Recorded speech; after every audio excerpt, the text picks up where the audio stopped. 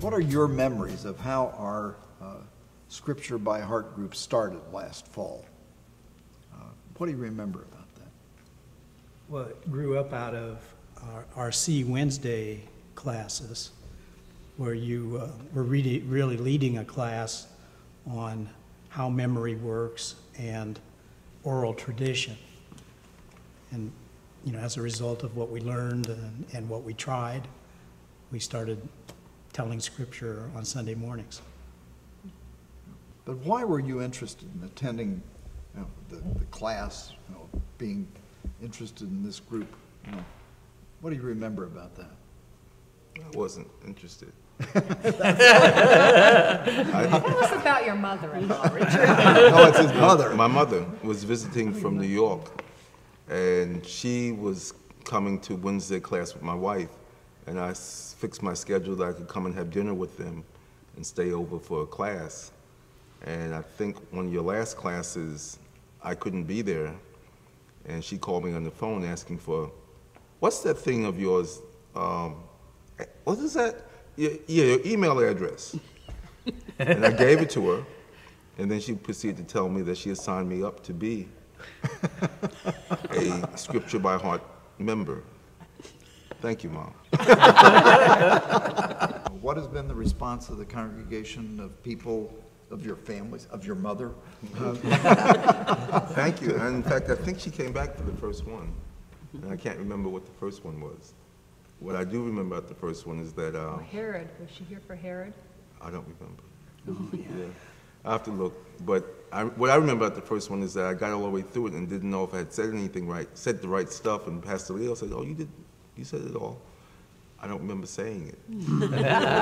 But what I've gotten from the congregation is a thank you, and that it also helps them have a better grasp of the Scripture, doing it this way. After I did the Christmas one, the flight to Egypt, our sister from Columbus was home, and I practiced for her, and she really was very impressed. And she actually called me the Sunday that I gave it and said, you know, we had the same scripture in our church. And she said, I was sitting there thinking, you know, this congregation is only hearing it read, but Grace is experiencing it. Mm-hmm. And I thought that was really something for me, affirming that what I was doing was making a difference. I had a very similar comment from Roberta Sharp. She said, I don't think I can ever hear the Scripture read again. This is the only way.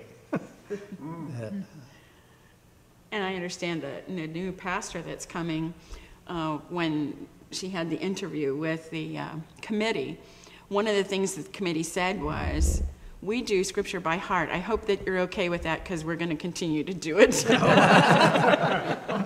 One of the things that people have said to me in the congregation is that one of the things that they appreciate is that it gives them a chance to get to know you.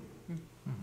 That is, that the different people who are telling the Scriptures, you learn things and you experience things and get to know them in a way that is different than happens with reading, and that on the one hand, people are making themselves more vulnerable.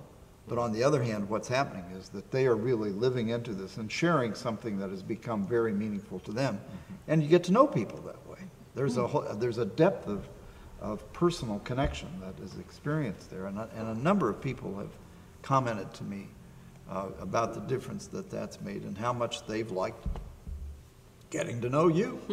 Well, one thing that strikes me about this storytelling altogether is that when I think that this makes me a part of the oral tradition of centuries and centuries ago, that this is how Bible stories were given from generation to generation, is orally. Right.